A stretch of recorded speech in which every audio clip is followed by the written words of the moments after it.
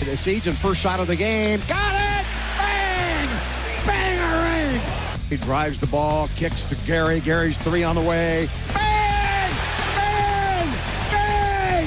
Bang! A ring! Gary puts the three. There's Hoiberg into Mia. He jams it down with two hands. That's why he is a career 70% plus field goal percentage. Pivots, coming to it as Williams cuts to the basket, puts it up, and good! He's fouled in one for Williams. Holy smokes, did Nebraska need that or what? Top of the circle, hands it off to Williams. Long three on the way. Bang! Bang! Bang-a-ring! Bryce Williams, another three. How about that win? The Huskers at the Horn finished with an 85-68 win over Indiana.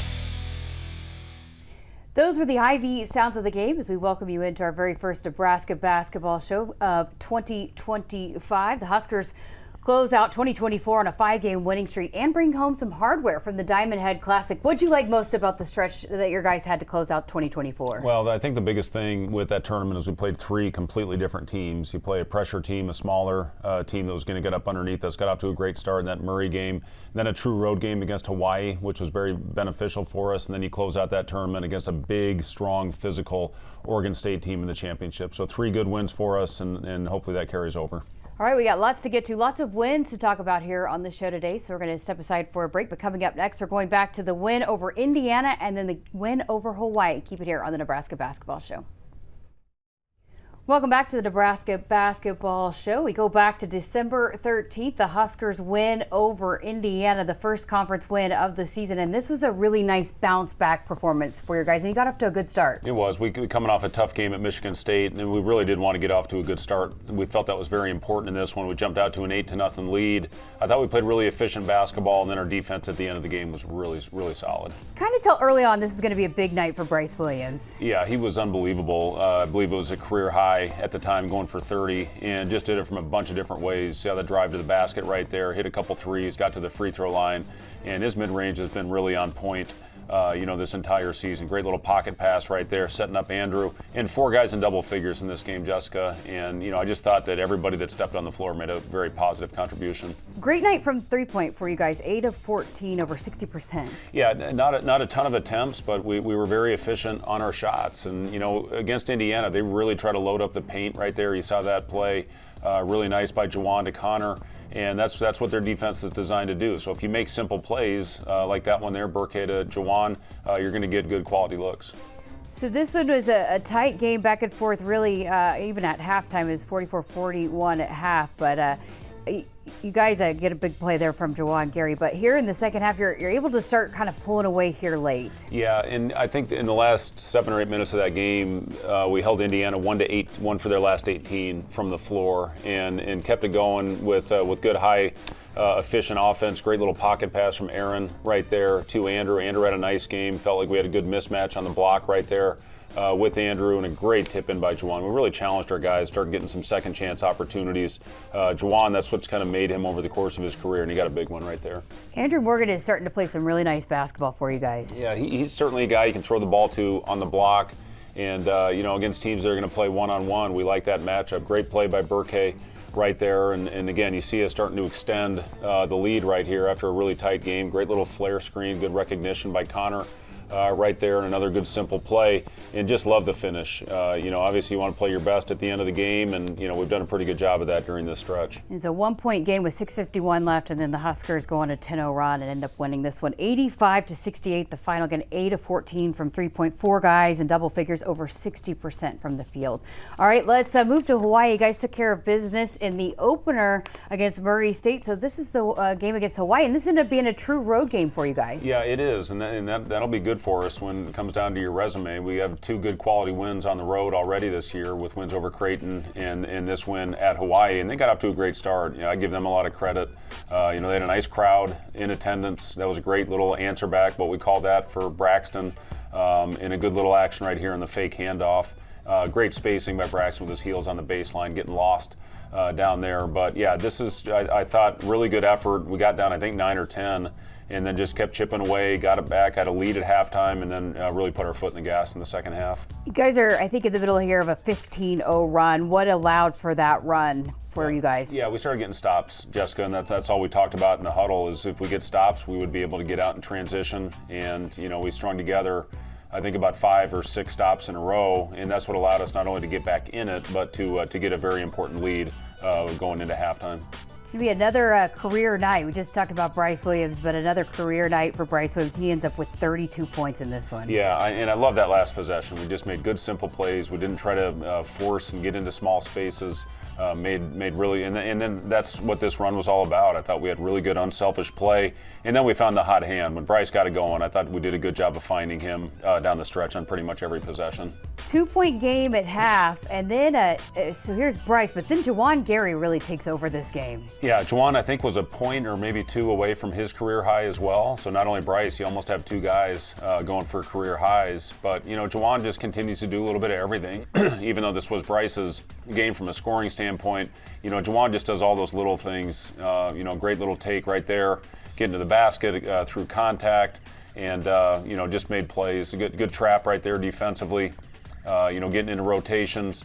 And then Braxton with a big play. I thought our defense was really on point. We really grew in this tournament on the defensive end. I thought all 3 games we did some really good things on that end. This is kind of one of those games where it wasn't always going for you well on the offensive end, but you found a way to win it on the defensive end. We did, yeah, and that's got to be our constant. We're not the prettiest team on the offensive end. I thought last year we were, but we got to find a way to manufacture points. That was a key one right there on a steal and converting that turnover into a basket. So you said it, Juwan Gary with 21 points, one off his career high, season high for him, and he hold Hawaii again to a season low 55 points. That seems to happen a lot for you guys, where you're holding teams to one of their worst nights offensively. We've had several of those games so far this season, and that's what I'm talking about. You see us, you'd like to get over 70 on the offensive end, but there's going to be days where you don't, and when that happens, you have to be able to find a way to manufacture points and string together stops and find a way to win some ugly games. All right, got to get to a break here on the Nebraska Basketball Show. Coming up next, we're going to take a look at the championship game against Oregon State and the final non-conference game of the season against Southern. Keep it here.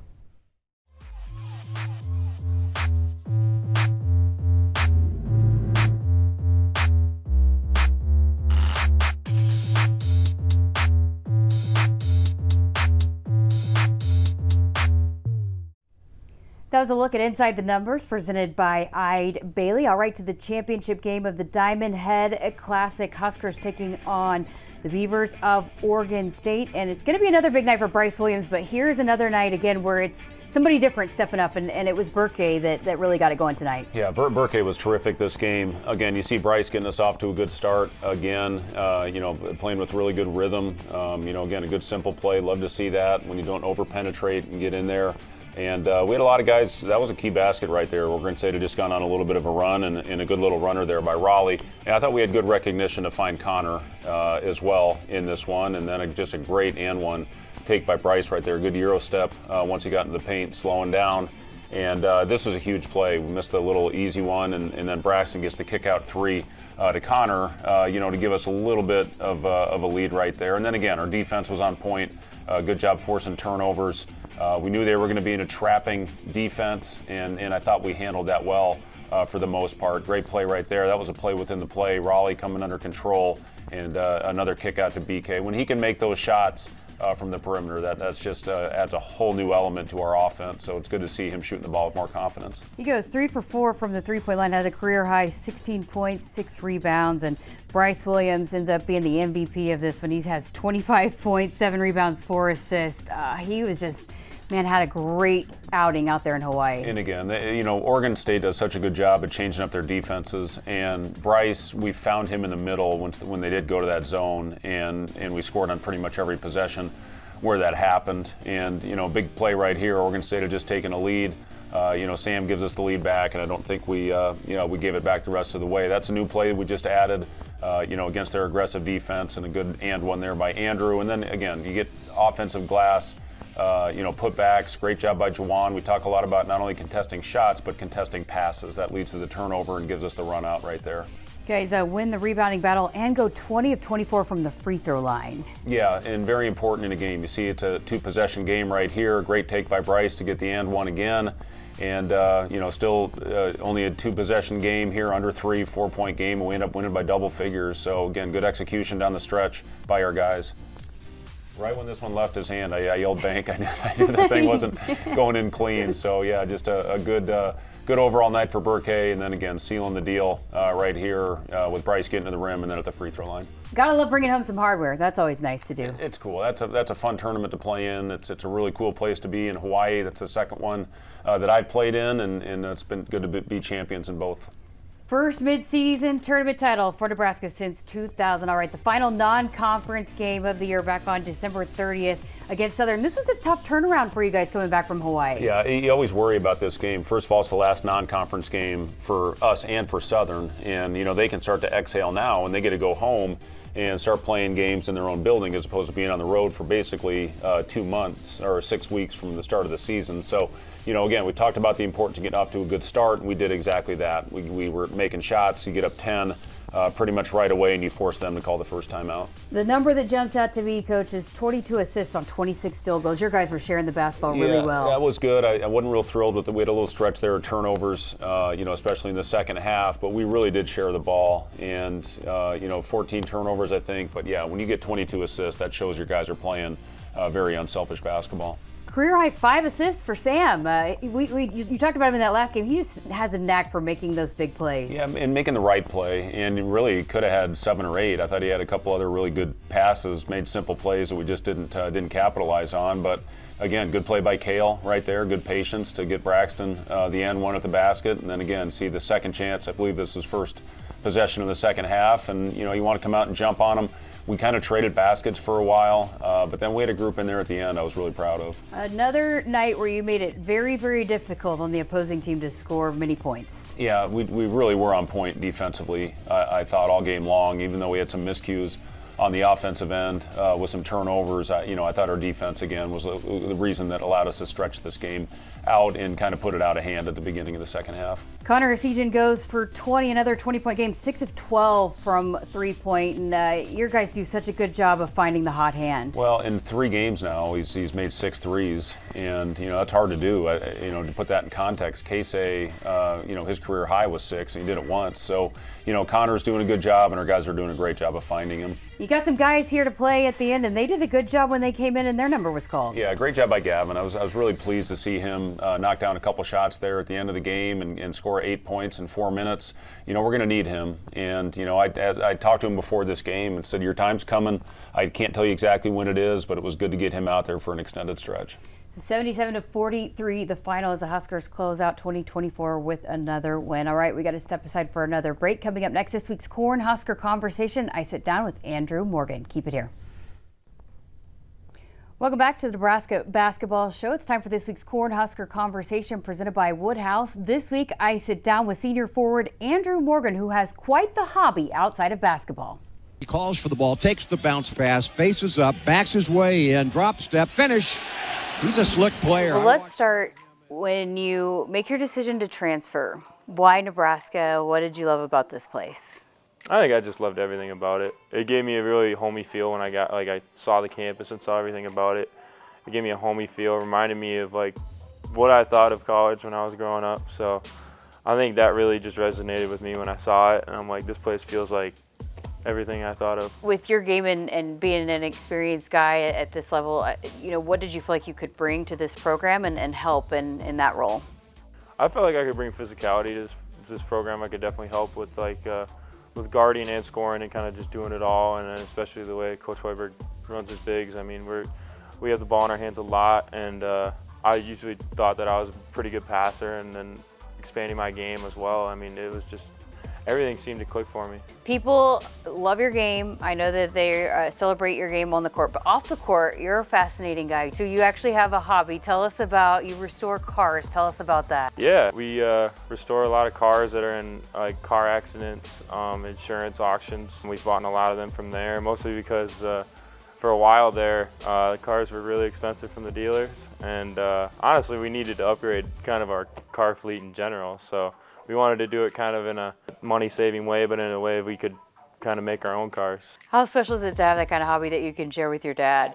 Oh, it's awesome. I've grown up in the shop with him all the time. If you're not doing anything, you're in the shop. So, just being in the shop around him all the time, he taught me everything I really know about really anything to do with cars or farming in general. So, it's just fun to be around a guy that has that much experience and expertise on something that's like super.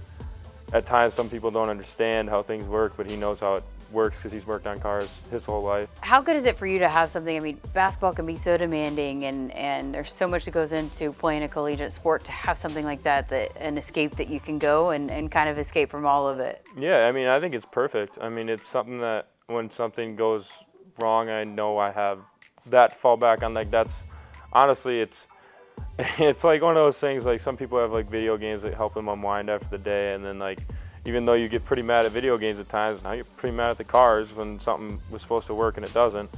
But it's just the fact that I can work on something and just have my mind somewhere else, and it just really helps me calm down, brings me back down to earth, and then knowing that I have two things going on, but one's moving forward maybe if something else isn't. So growing up on the farm and being in the shop, just the kind of work ethic that instilled in you, how did that translate to what you are as a basketball player? It really translated by like, if nothing's done until it's done. So that was something that really helped me in basketball as well. It's like, especially like say you're in a game, say you did something nice, but the game's not done yet, you got to finish the game. Like with the car, is like, yeah, you got the wheels and tires on, but you don't have other stuff done with it. So just knowing how to finish certain things, finish things that you started, and then especially like in the shop, you're not going to get a bailout from something. Somebody else is going to come in and do your work. So it's always learning how to do your work that you have in front of you and that you took on. So that's something that really taught me. What you have in front of you, you have to do yourself. He loves restoring those old trucks. He's proud of that. He does a great job with that. But he had his first double-double in the win over Murray State, and he plays hard. He is go, go, go every time he steps out on the court. Yeah, I love Andrew. He's all about the right things, and he's just a real simple kid. He grew up on a farm. I think at some point he's going to take over the farm from his dad up in Waseca, Minnesota.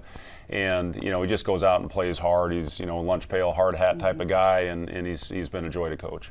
All right, we're back with final thoughts from the coach coming up after this. Welcome back to the final segment of the Nebraska Basketball Show. Coach, it's full speed ahead into Big Ten play. What's the key to getting off to a good start here in conference play? Yeah, it's the basics. You have to do a good job of taking care of the basketball. That's where it starts. You have to get back in transition, and you have to finish off possessions on the glass. And physicality is going to be very important in this league. And we've had 2 opportunities already. We did not do well in our first test at Michigan State, but I thought we bounced back and have been pretty good since that time with the big win at Indiana. So, it's all about going out and doing the little things, and I'm confident our guys will do that. All right, best of luck as you get it rolling. Thank you. All right, we're back next week to break down the games over UCLA and Iowa. Thanks for watching this episode of the Nebraska Basketball Show.